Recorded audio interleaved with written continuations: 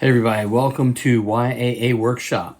And this video is going to be about, are we there yet?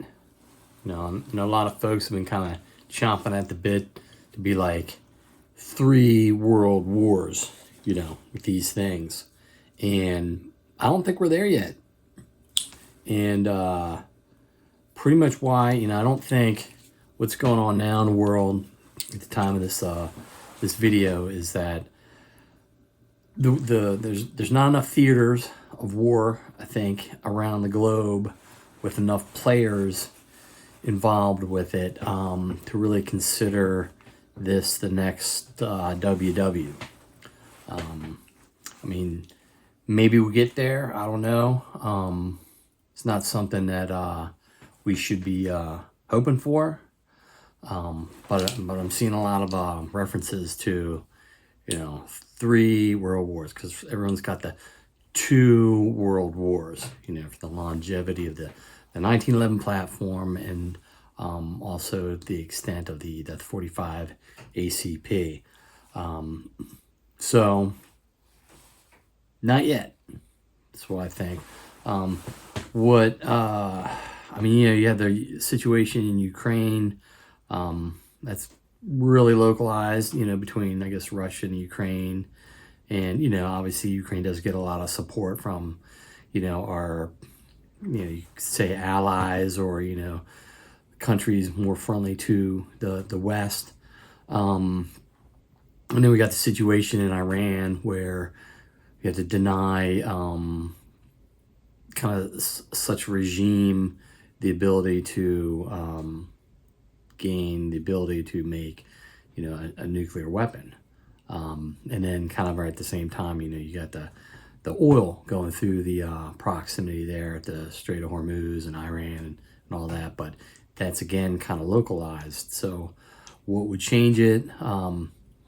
Maybe a 3rd theater, possibly some group friendly to, say, Iran, or, take action against, say, the United States, or potentially, some countries, quote unquote, friendly to us that might be participating in Iran. I haven't seen that. That's one of the big things we keep hearing about.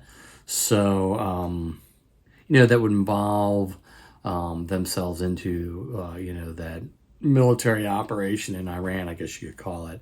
Our Congress has not voted and declared war. So there's not an official declaration of a war right now either. So I think there's a little bit more involvement is needed before we start going around this whole 3 world wars things.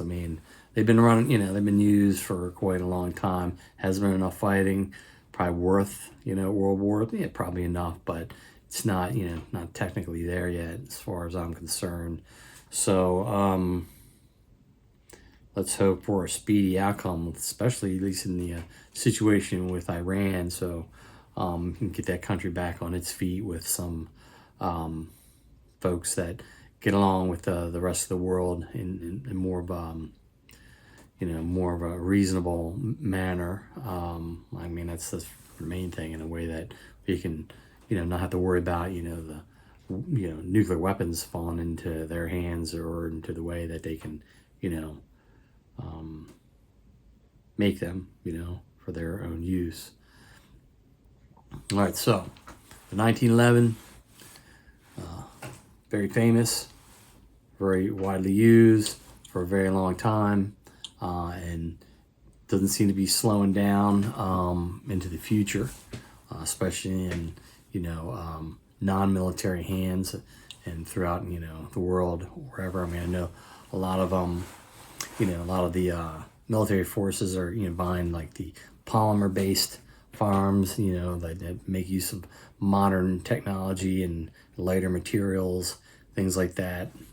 It's not something necessarily to argue with, but the design of the 1911 remains to be a very long-lasting design that's still like relevant and viable as a sidearm, into the obviously the 2000s. So you'd probably be saying 2 centuries, steady use, reliable use through 2 centuries. I don't know about through. We're still waiting on through, but definitely it's in 2 centuries at this point. So, all right. Thanks for watching. See you on the next one.